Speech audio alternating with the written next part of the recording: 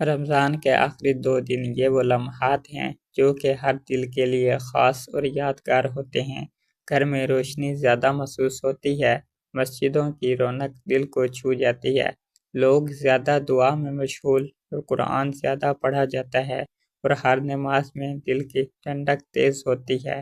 یہ دن ہمیں یاد دلاتے ہیں کہ رمضان صرف روزہ نہیں بلکہ دل کو صاف کرنے، اللہ کے قریب ہونے اور نیکی کے راستے پر چلنے کا موقع ہے۔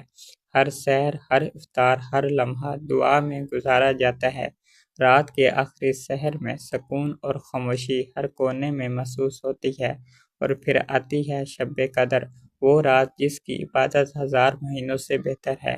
مسجد میں لوگ خشوع اور خضوع کے ساتھ کھڑے، قرآن کی تلاوت میں مخمول، آنکھوں میں آنسو اور دل میں امید۔ ہر دعا، ہر نیک عمل، ہر سجدہ دل سے نکال کر اللہ کے قدموں میں رکھ دیا جاتا ہے۔ گھر کے اندر بھی ماحول بدل جاتا ہے، اہل خانہ ایک دوسرے کے لیے دعا کرتے ہیں، سکون اور محبت ہر جگہ محسوس ہوتی ہے۔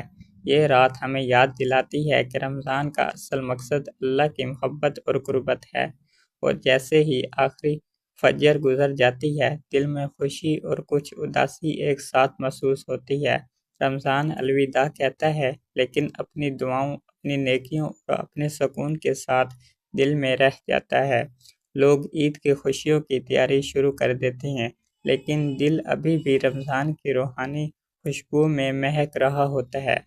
یہ 2 دن، یہ آخری لمحے ہمیں یاد دلاتے ہیں کہ اللہ کی رحمت اور محبت ہمیشہ ہمارے قریب ہے۔